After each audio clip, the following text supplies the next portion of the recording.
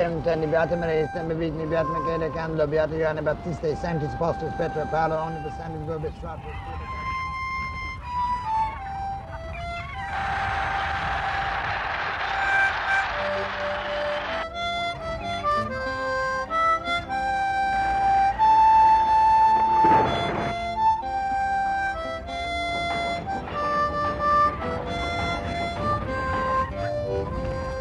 I wish I was back in Liverpool, Liverpool town where I was born, where there ain't no trees, no centuries, no fields of waving corn, but there's lots of girls with peroxide curls and their black and tan flows free, with 6 in a bed by the Elf Pier Head, and it's Liverpool town for me.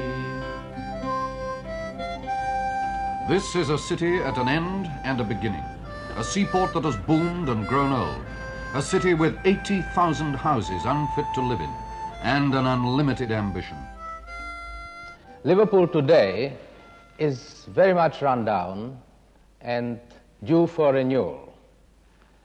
2/3 of the city centre and 1/3 of the whole of the city must be renewed by the turn of the century. This represents the largest urban renewal program of any city in the country. Look who's coming down the street, morning morning, yes, she's been married twice before. These children will be the last generation to grow up in the old Liverpool, and perhaps the last to inherit the tradition of the singing Welsh and the joking Irish that has made this grimy port the liveliest city in Britain.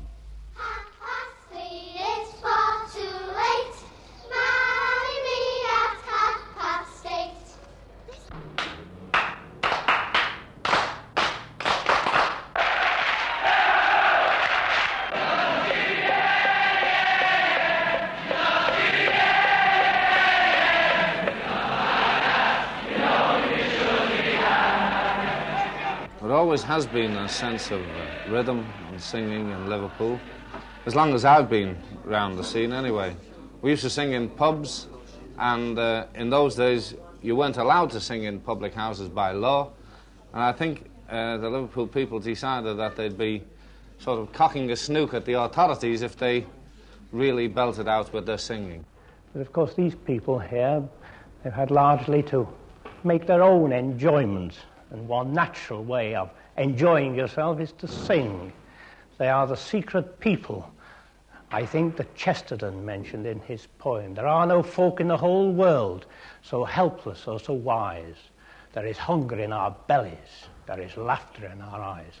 That's not true now of the hunger, but there's still the laughter in the eyes of these people around here and in their hearts.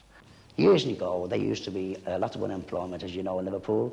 Chaps used to stand on the corner streets. They had nothing to do. And they used to crack jokes amongst themselves. Now, they formed these various bands. Now, a lot of them, at the time, they couldn't even read the Liverpool Echo, let alone read music. Well, they joined these bands. And the tutors, of which there was quite a lot, they taught these men how to read music. And music is wonderful. In my Liverpool home, in my Liverpool home, we speak with an accent exceedingly rare. Meet under a statue exceedingly bare. If you want a cathedral, we've got one to spare. Tell me where. In my Liverpool home. I was born in Liverpool, down by the docks. My religion was Catholic, occupation hard knock. At stealing from lorries I was adept, and under old overcoats each night I slept. In my Liverpool home. Take the roof off now. In my Liverpool home, we speak with an accent exceedingly rare. Meet under a statue exceedingly bare. If you want a cathedral, we've got one to spare. In my Liverpool home. Yes, we do have a huge company of comedians who come from Liverpool and have come from Liverpool. People like Arthur Askey, Ted Ray, Norman Vaughan, Billy Matchett, Rob Wilton, Tommy Handley. And somebody once said you have to be a comedian to come from Liverpool. I suppose that is true. In fact, everybody in Liverpool is a comedian because they're always telling gags, they're always telling jokes about our own particular Liverpool characters, Pat and Mick and Icky the Fire Bobby. And everybody in Liverpool seems to have this great sense of fun. So there was another instance where we were outside the Glaston Gate and the men sitting around. It was a very hot day and there's a fella, he's selling corn cure. So he's shouting out, has anyone here got a corn? Well, my mate's had no corn, but he steps forward for a bit of development. And the fella says to him, you got a corn? He says, yeah. He said, how long have you had the corn? He said, 15 years. So he said, okay. He said, step over here, sir. So my mate started to take his boots off. And this fella said, I was selling a corn cure. Don't take your boots off. You don't need to take your boots off here. He said, this stuff I've got goes through leather. So anyhow, this fella fell for it. And he said, split your finger and mark where the corn is. So my mate done this. So he shook a bottle and rubbed it, this bit of corn cure on the corn. And he said, how was that? So my mate said, after 15 years suffering, he said, I haven't got a pain. So he leaned over to my mate, because all the men's around, you see, he wants to sell his corn cure. And he said to my mate, I'll give you 5 shillings, keep it up, say after. So my mate said, give me the 5 shilling now. So he slipped him the 5 shilling, and the men must have thought that he was buying 2 bottles, Anyhow, everyone bought them. 3 o'clock in the afternoon, when my mate was having a drink of tea in the canteen, the leather of his boots started to swell, they were falling off him. So that must have been terrible stuff. That fellow was curing corns with, if it goes through leather. Liverpool, the second port of the Commonwealth, plans to spend £65 million in expanding its docks. The port already employs 30,000 people, 13,000 of them dockers. They handle 26 million tonnes of cargo a year. When me and me mates we left our school, there wasn't much work in Liverpool. We went to the docks again and again, but they don't start lads, they only want men. Come back when you're 21, lad. So I joined me dad and my granddad too, working at Gladstone Gate number 2. The overtime's gear and I've got a good pen, and I get along fine with the rest of the men. There are a gay lot of fellas down there. We talk of politics and the bomb, the unions and the things they've done, religion and the scales of pay, conditions as they are today. Not like the bad old days.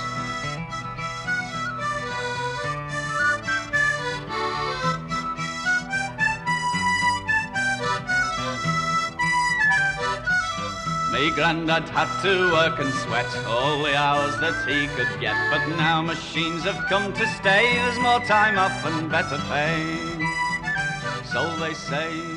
The wages, I think personally, are nothing like what they should be.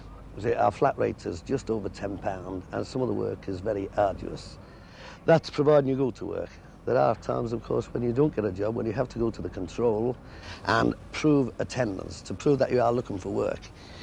Looking for work in itself is quite a problem in the control. See, if the control is crowded, the boss is trying to hire men, it's pandemonium, and you could get injured even trying to get to work. Well, normally our time for starting is 8 o'clock in the morning, and we work till 7 at night, with an hour's break for lunch. After we've been hired from the pen, we get sent to a certain job. It depends on what the job is. For example, we may go to a fridge ship, which, as you probably know, is a refrigerated cargo. The hold, when we go down into it, will be freezing cold. So it's obvious we can't stay down there all day. So we're entitled to a break of an hour, meaning to say one lot of men go up and thaw out while the other men work away in the fridge. The welt is termed on the dock as what other people call a tea break. Now, the tea break at the dock is definitely agreed, maybe abused. I'm one of the biggest offenders. I've abused as much as anybody. But the reason is, as I said before, I didn't have an incentive. So therefore, the men today, they're just playing on it because they're not getting a decent week's wages for the hours that they're putting in. There's been criticisms of our men for leaving the job, working what they call the welt, which means in effect that parts of the gang leave the job and maybe hang around the shed, maybe in a canteen, possibly having a drink, but means that their mates are doing their work for them, which means in effect that 4 men are doing 8 men's work. This can only operate in a job that is not too busy. If you got to a ship like the Rysdale over the road here, you'd be forced to have all the men on because it's a busy job. The cargo would be coming in quick, and the men, for their own benefit, would see that the 8 men were working and there would be no one leaving the job. And they would get some bonus out of it, so they say, well, it's worthwhile. We'll all work, we'll have a go because we get something out of it. But in other circumstances where they know they're going to get no money out of the job, they say, well, we're going to have it as easy as we can. I've seen the time when a man have a dispute over maybe 6 or 7 sectors, like, whatever the conditions were. And there used to be one man out, all out them days. And we stood together. And I've seen men with families, maybe anything up to 13 kiddies. And they stood just solid. And I was proud to work with them men. And I'd be just as proud to see some of their ancestors coming up now, or whatever they call them, their sons or whatever it is, come up and reach the peak that their fathers and their grandfathers stood by. That's all I want to see at the dock, is the men standing back together. Whilst we're working down the hold, the main man on the job is the signaller. He is a man over the hatch who passes the word to the cranes to tell when it's safe to take the stuff down the hatch. Our life is in his hands. There's lots of accidents at the dock, broken fingers, broken arms, and of course the usual industrial sicknesses of bronchitis, coughing and everything else. I reckon that's dockers have the most hazardous job in the world. For instance, deckhand, if an undertaker knows you're a deckhand, well, he'll follow you around because he knows quite well you've not got long to go. Now, from one end of the docks to the other, you're handling all kinds of cargoes, dirty cargoes, bad cargoes. It's very bad. You jump on a bus and you've got the smell of them cargoes on the bus. You've got, for instance, we say, ladies or someone coming from Waterloo going to town. As soon as the docker sits on the bus, you can hear them say, phew, you know, and you feel embarrassed. There's nothing for you to do, only sit it out. 34,000 ships a year use the port of Liverpool. Among their crews are more than 12,000 men whose homes are on Merseyside.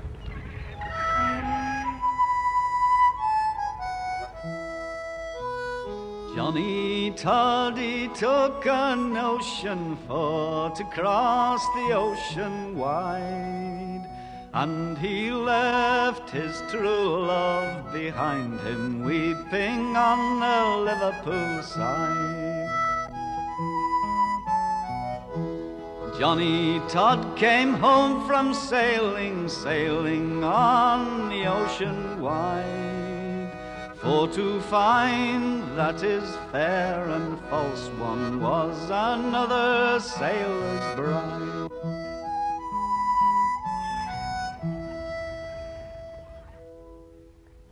One of the big difficulties about seafaring life is how badly this fits into married life. Seamen get married, of course, and then they're away. And the position of the seafarer's wife, particularly if she's a mother, is even more difficult than that of a widowed mother. Well, my husband's been going away to sea for 20 years, and it's been a very lonely life. I've always had to make the decisions for the 5 children. Well, usually on docking day, when he gets home, we sit down for an hour drinking tea and gossiping on family, catching up on how the children are doing. And then after that, he'll start to wander around the house, go out into the back and make sure that something's still there that was there last time he was home. And he wanders into every room, quite honestly. I often think he might think I've sold something or got rid of something while he's been away. But after he's been home a few days, he gets a little bit, I'll say fed up, because that really is the word for it. And he's really glad, I think, when he's sailing. He doesn't like sailing. I won't say he's glad. He doesn't like sailing. But I think he's happy when he gets back to the ship. I suppose it's very difficult for people ashore to get a real conception of the privations, the toughness, let's say it, of life at sea. Really, you know, they suffer more privations in normal seafaring life than does a prisoner in jail. And then add to this the whole thing, moving up and down, sideways and slopping forwards and backwards, produce conditions which, if they were reproduced ashore, would be a scandal headline in all the newspapers, these inhuman working conditions. But there you are, that's seafaring life, someone has to do it. He has to go away to sea because financially it is better for us. For instance, when he gets his payoff, that is a lump sum we can really do something with.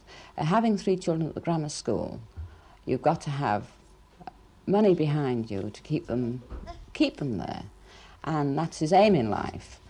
The worst thing about sailing day is that we all get terribly upset, and years ago I used to sit down and cry, literally cry about sailing day. I never speak to anybody, I couldn't, I was too worried and really upset about it. And now I've had to accept the fact that it's his job, he's got to go away. The boy gets terribly upset about it. I've seen him when his father's been sailing at 8 o'clock. He's gone down to the local beach to see the ship going past, and his father doesn't like him to do that, but Ronnie likes to go down there and see the ship going by and comes back and says to me, "Well, it's gone, Mum." Eddie well, a prince's landing stage, River Mersey, fare thee well, for I'm off to California, it's a place that I know right well. So fare thee well, my own true love, when I return united we will be. It's not the leaving of Liverpool that grieves me, but me darling when I think of thee. Fare thee well to Lower Frederick Street and St. Terrace and Park Lane, for I know that it will be some little time before I see you again. So fare thee well, my own true love, when I return united we will be.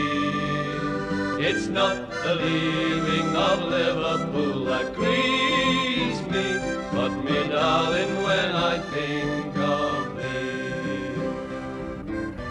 Every day at lunchtime, Herbert Balmer, the Deputy Chief Constable, takes a 4-mile walk round the docks. Once an apprentice shipwright, he served in the last of the sailing ships. He's been a policeman in Liverpool for 39 years. In the old Liverpool, Chinatown was a well-known corner. Just on the edge of Sailor Town, really. And the houses, they were all joined together. We've raided opium dens and chased people through about 20 and 25 houses, through the cellars, through holes in the cellar walls, and on for about a quarter of a mile before we found them make their getaway into a street which was well out of Chinatown, but which was the exit point and had been well used in the past. And the Chinamen themselves, men of dry humour, law-abiding, they are law-abiding people, the Chinese. They didn't come with stories to the police, they preferred to settle their own affairs. They weren't informants.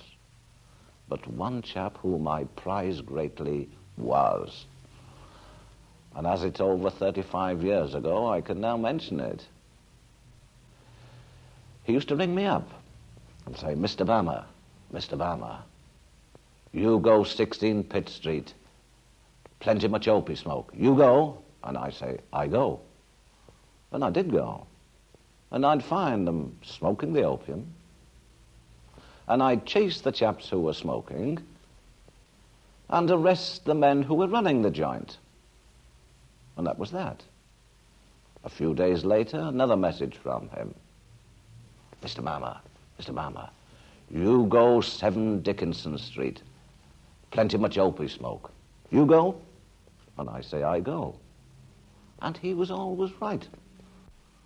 But it took 6 months to find out that what we were in fact doing was arresting all the competitors of the chap who was informing me of these opium dens.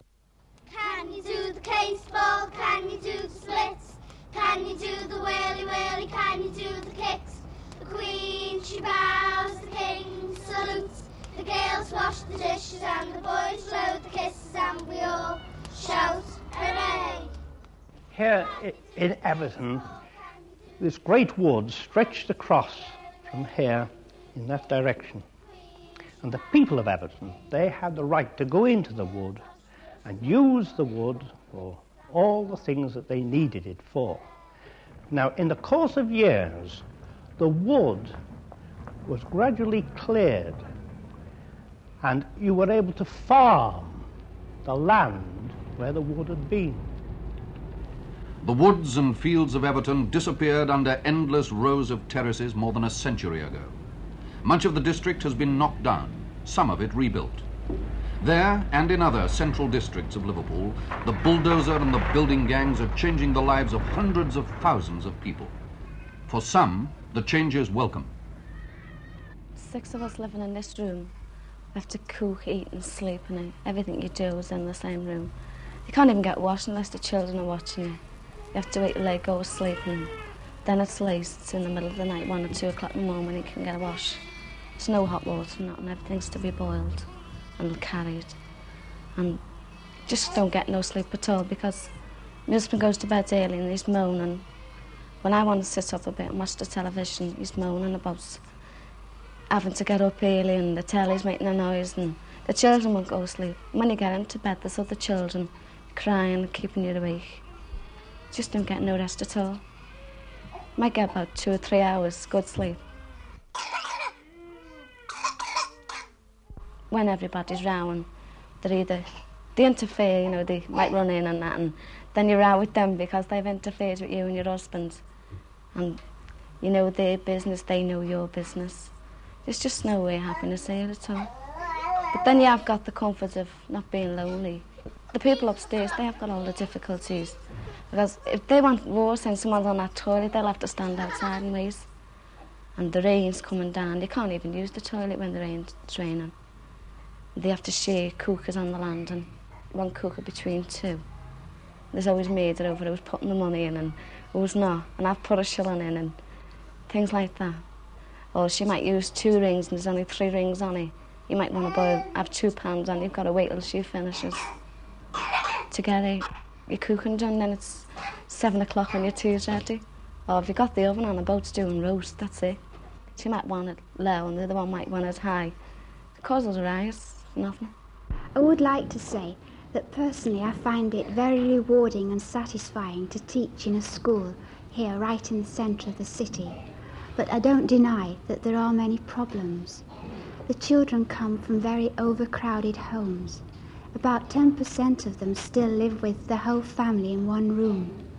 And therefore the children are given very little opportunity for good sleep at night, and they come to school the next morning tired and listless.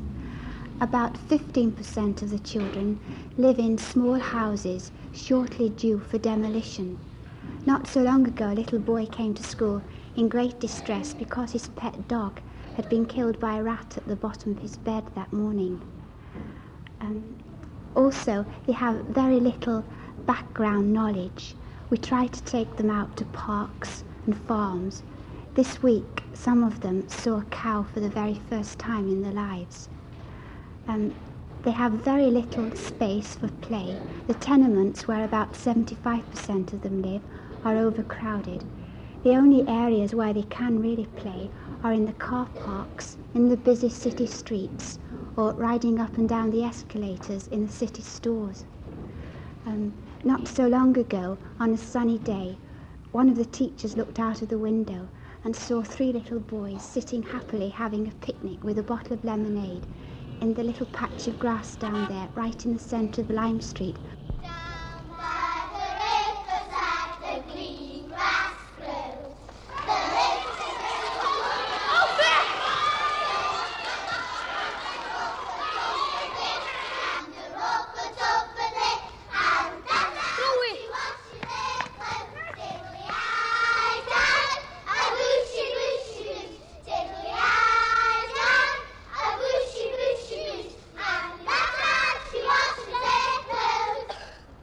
A lot of people get this picture of Liverpool as everybody going around with bare feet and terrible poverty and wearing shawls and playing guitars in holes in the ground, but I don't think that's Liverpool at all.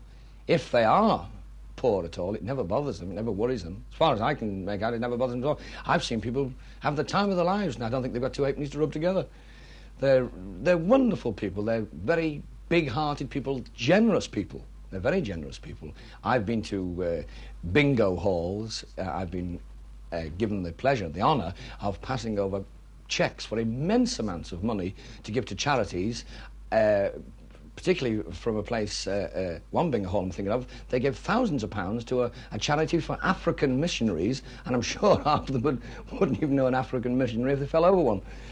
People around here are very neighbourly.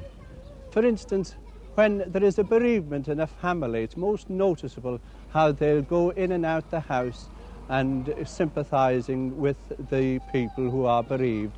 There used to be a lady who was very, very good. She, if you were sick, she took your children, minded them, washed them, cleaned them, done your washing, even cooked meals for you. And when anybody died, she was in to do everything for them, you know. Well, after she died, I've done it for a few people. Putting the sheets up and... Putting the sheets up and cross washing the person that was dead, maybe. But there's quite a few people in the street that do that sort of work. Things like washing corpses and putting sheets up and that type of thing with the dead, it just doesn't appeal to me at all.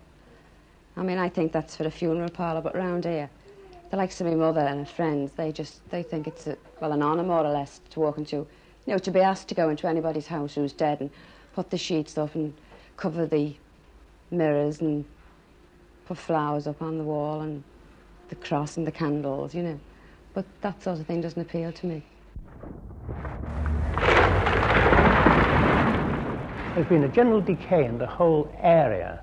And with slum clearance, of course, the houses become empty. And as they empty, the vandals and thieves move in to take anything that is of any value. Wrought iron fanlights of great beauty, which are ripped out. The fine, thick lead flashing is the kind of thing that these thieves and vandals want. We don't have no peace at all around with the vandals around here. I mean, other night you're in bed, you can hear them on the roofs tightening the lead. One night, a few weeks ago, lady, she's moved now. I heard the screams of her terrible. I thought maybe she was in a fight or something, came out, she had her head out the window crying, no husband. They'd stripped the lead off and they were still there with a dog. Still there, and they were actually hanging from that hairdresser's over there, Leslie Ann's, with the lead. And it wasn't for me to say who they were, because for the simple reason, if I had it done, it wouldn't have been worth living, you know what I mean? I did see some people, but it was just the backs of them. Told her the next morning about And then it was that morning that my dad went out to Nick's, and this same two boys got hold of him, I'm against the wall, and he said, "You're nosing." My dad said, "I'm not. Go and play with your toys, sonny." He turned around and said, "I'll screw your neck in." He said, "If you go and inform on us." Of course, she went at him with the umbrella. Well, naturally, I mean, he's my father, he's 79, he's not a young lad, I mean, he's done his work. I mean, he's not like half of them around here standing in the corner, he's gone out to work. He's worked hard for us, and I run at him with the umbrella. I was done about screwing his neck, I said, "I'll screw your eyes." I couldn't help us in temper. And she turned around and said to him, "No wonder the houses are no good with the likes of yous knocking around. You're making them the way they are." Of course, I seen his father and I told his father about it then. Then he come round the night time, midnight, wasn't it? To apologise. First, of course, around then, I apologised when they realised how my father was an old man and we've been born and reared around here, you know. I'm a working all day just to try and earn $1. Gonna chop some wood on a pretty Eddie Holler. Well, I work for the dime just to buy a pair of shoes, 'cause there ain't no cure for the wood chopping blues. Sometimes I wonder what we're gonna eat when we knock all the doors off Jenkinson Street. There's a way of getting planks from a bombed house floor. If you can't get the planks, we just make with the door. If you wanna take the door, you just loosen the screws, for there ain't no cure for the wood chopping blues. When we take the floorboards from out of the house, we pass it to the fella who's standing on downs. If the copper interferes while we're on the rob, we'll end our days on the wood chopping job. Even get the shores, so to see bad news, for there ain't no hope for the wood chopping blues. The news we receive will be far from good, swelling stone bull.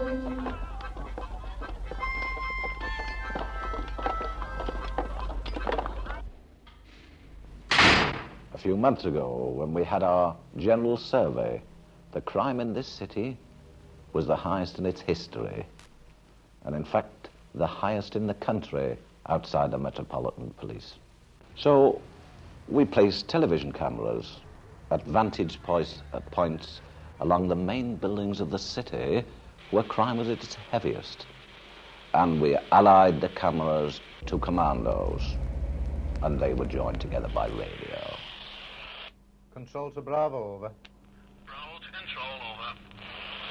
Control to Bravo. 2 men acting in a suspicious manner on the corner of Hawk Street, Copses Hill. Question, please, over. Bravo to Control, received, understood.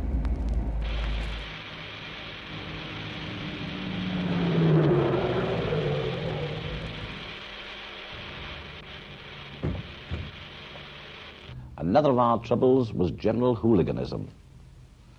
Toughs of the city, not necessarily teddy boys, but persons in some cases who'd had a couple of drinks and what is colloquially termed as had the smell of a barmaid's apron. In other words, had had enough drink just to make them brave. And in some parts, especially the pierhead, they were terrorizing the people going for the boats over to the other side of the water. And these weren't specially Liverpool toughs and ruffians either. Some were from Birkenhead and Wallasey, but the pierhead was the meeting place. Now, we dealt with this crowd quite effectually with dogs.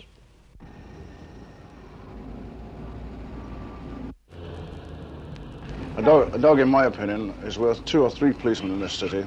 The hooligans in this city are frightened of the dogs.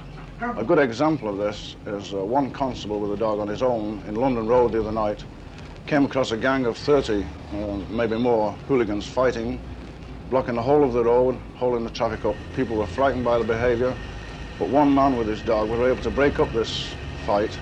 The one man who persisted with his weapon was arrested and charged. Like most big cosmopolitan cities, you get a certain rough element that just won't have anything to do with law and order. There was an instance not so long ago of a call going out to a car. A woman was drowning at the pier head. Bobby goes down there, a woman in the water. He takes his boots off, his wristwatch, dives in the water to try and save the woman. And while he was doing it, somebody, obviously a no good, stole his watch and his boots.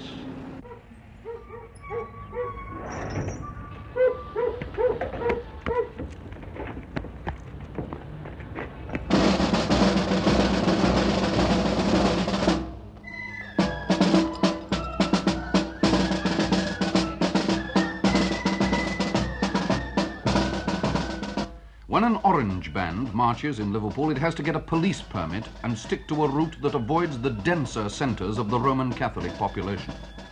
The Battle of the Boyne was fought in 1690.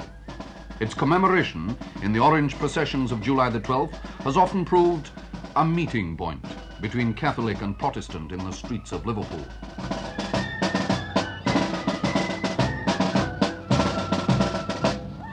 It's still like sitting on top of a powder keg. Every policeman is on 12 hours duty on the 12th of July. Every mounted man is out. And we still keep a no man's land between sections which are predominantly Irish and sections which are predominantly orange on the line of route. And this no man's land is really stone throwing distance. Well, there's some fun, believe me, on the 12th of July. Believe me, it's real comical and also very picturesque.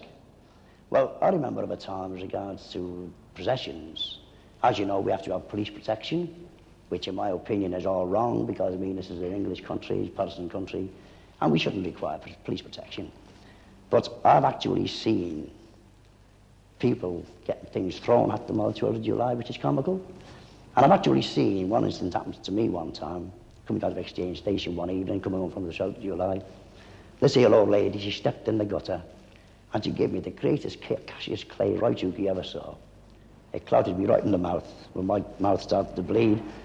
And of course I just put it down to her ignorance. Because a good Orangeman, he keeps on walking even if his head's hanging off. Because if his head's hanging off and it falls on the floor, somebody will pick it up and stick it back on again. Down here, we're overlooked by the Orange people.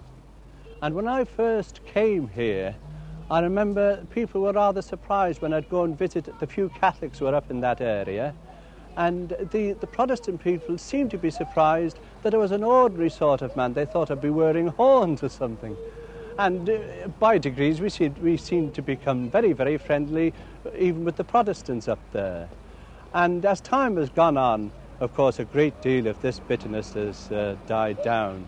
We used to say, even with our own people, that the people who would be bitter were the ones who would die for their faith, but they wouldn't live for it. But I would say, as time has gone on and the bitterness has died down, what really seemed to be almost a death blow is that incident when Archbishop Heenan was stoned. Well, a thing like that round here, the people just went mad. I mean, the Catholics, to a gentleman like Cardinal Heenan. Well, a thing like that, it could have caused mutiny between the Catholics and the Orange, because, I mean, there's little things that's been done, the Orange, and they've had the differences, the Catholics and the Orange, but a thing like that, I thought it was absolutely disgraceful. A few years back, there was the Orange procession past buildings along the road. It wasn't really supposed to pass. It wasn't supposed to pass. To agitate the Catholics there. And they sort of came along this road and agitated the Catholics. Of course, they riots. threw everything they had at them out of their windows. There was plates of dinner, buckets of ashes, everything they could get their hands on. It's the greatest mix-up that you have ever seen. Me father, he was orange, and me mother, she was green. Now my father was an Ulster man, proud Protestant was he. My mother was a Catholic girl from County Cork was she.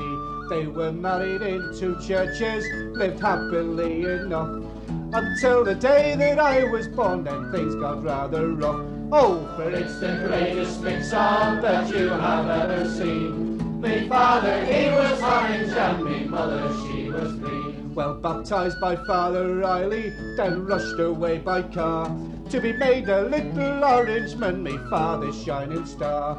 I was christened David Anthony, but yet in spite of that, to me father I was William, while me mother called me Pat.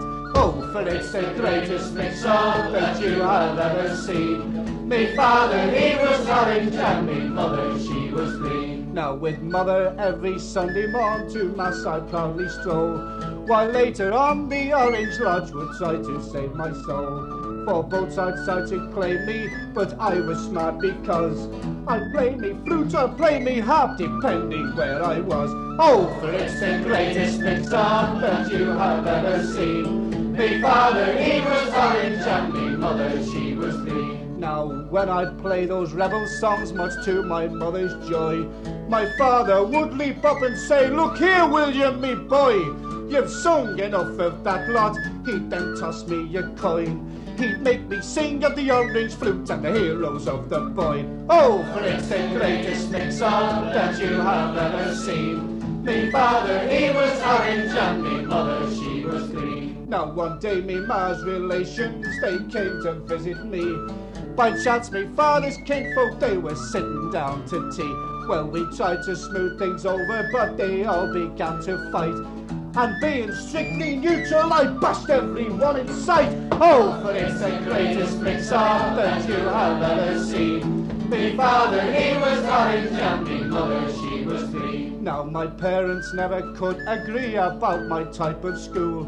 My learning always done at home, no wonder I'm a fool. Well, they both passed on, God bless them, but I'm caught in between.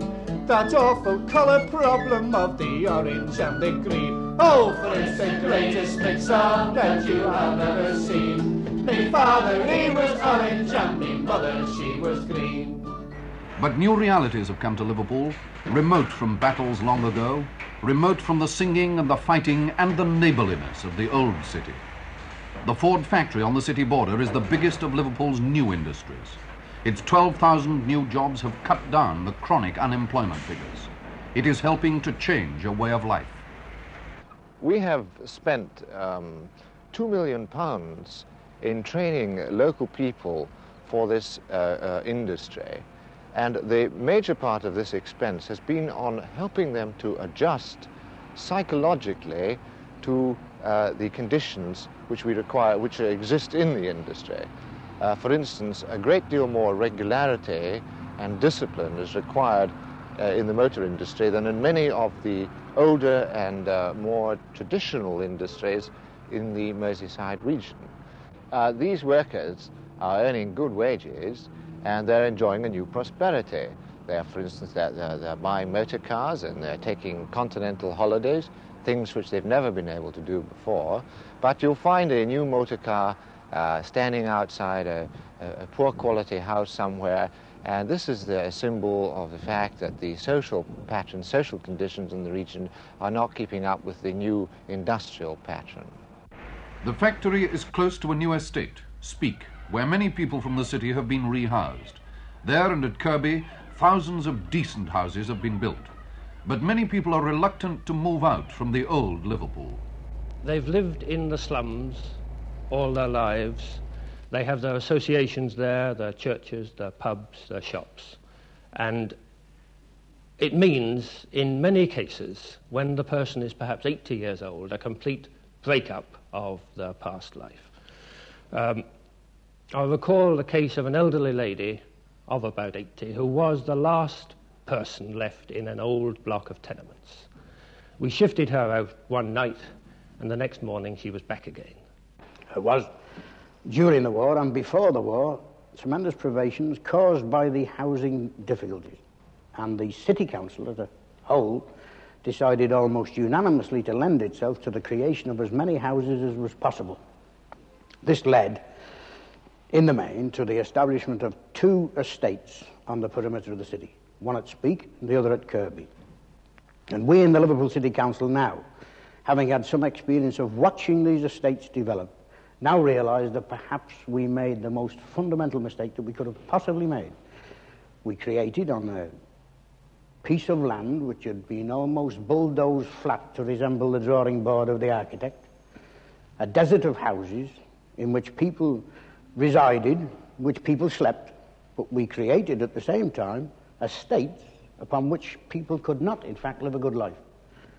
No amenities were provided along with the houses, so that when children who had been born in the proximity of blitz sites, and whose only natural plaything had been a half brick on a blitz site, then found themselves transported to a new housing estate at Speke or Kirby, and found made available to them in very handy forms half bricks of all kinds, then naturally they followed the inclination they'd only known, the desire to throw a brick, and immediately brought down the wrath of all the local papers and good doers in the community of saying what terrible destructive children these were, that they should break windows in new housing estates, when the real truth is the community of Liverpool had in fact only given them this as their recreation. Kirby, or the Ponderosa, it's sometimes called, Kirby, and Speke, they're great people. You know, they've come out of the town, and a lot of them wish they were back in the town, a lot of them are homesick and that, but generally speaking, they're smashing people out there, and smashing is the right word. No, they're lovely people. But, of course, people gag about them. Liverpool comics do. They say, you know, in one of these housing estates, they used to tell in one of the old housing estates, they say if you pay the rent 2 weeks on the run, the policeman comes to find out where you got the money from. In Speke, he's been rent collecting in Speke. An adventurous man was young Willie Moran, and of yellow he'd nary a stream. Fished for shark, hunted whale, and he'd never turn tail, till he went rent collecting in Speke. Where? In Speke, till he went rent collecting in Speke. Though approach carefully plotted, our hero was spotted, and he soon found himself up the creek. Oh, they left him for dead that Harry is still in round. And that's all he collected in speed. Well, in speed, that's all he collected in speed.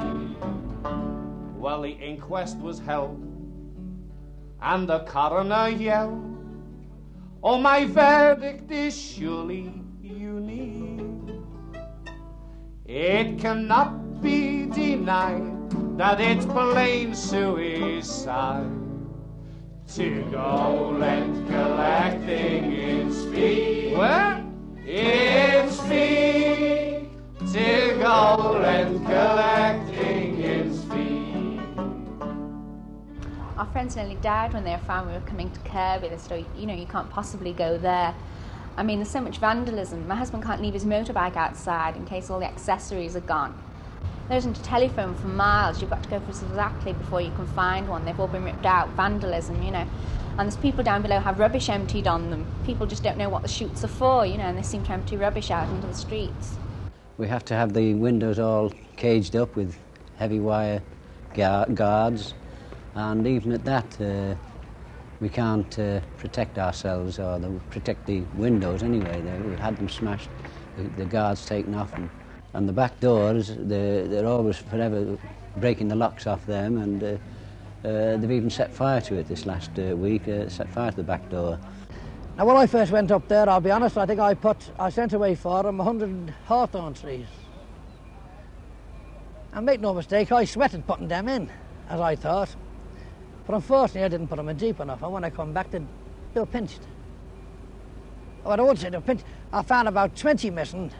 And I found over the road, a fella found them in his garden, so we just buried them up and put them back in his garden. You know what I mean? He thought they were loose, but they were my trees that he buried, you know. He had that privilege. But outside of that, I'll say this about the neighbours, that you'd say to them when I were down here, a lot of people are from the Dock Road and round this area. And as I said, rough people have brought up that road. And unfortunately, there's a bond down here that seems to lose everybody when they get new houses. I'm sorry to see that go. Now, I've seen the time even now, if a fella has a bit of a wedding, we carry on for 2 or 3 days, going to his house and out bottles, and you just carry on that road. But up in Kirby, unfortunately, we all go out there, probably myself, I'm as guilty as any of them. We go out, we put our side on, we do our gardens, and we put curtains up, and, you know, really do our best, I suppose, in many ways. But unfortunately, it's altering the way of life. And as I said, the old happy days, they're just gone from Liverpool. I wish I was back in Liverpool, Liverpool town where I was born, where there ain't no trees, no scented breeze, no fields of waving corn, but there's lots of girls with peroxide curls and the black and tan flows free, with 6 in a bed by the old pier head, and it's Liverpool town for me. The poorer a city, the stronger are the social ties of its inhabitants, and the greater the loyalty of the people living in the city to their city. We therefore have some difficulty in rehousing all the people who would like to be rehoused in Liverpool. For instance, we require 110,000 new dwellings by the turn of the century, and yet we can only provide about 1/3 of them within the city. Liverpool 100 years ago was built as a good city. Liverpool 100 years ago didn't build a city for everybody. It built a city for people who controlled it. Liverpool in the future must be a city for the whole of the people. It must be a city in which people can live a really decent life, in which they can commune with their neighbours and have a really good social life as well as an individual life. Liverpool, I'm convinced, is going to be a city of this type. There were 3 ships in Liverpool Bay till midway, awaiting the fair wind to get underway a long time ago. A long time and a very long time to me way, a long, long time and a very long time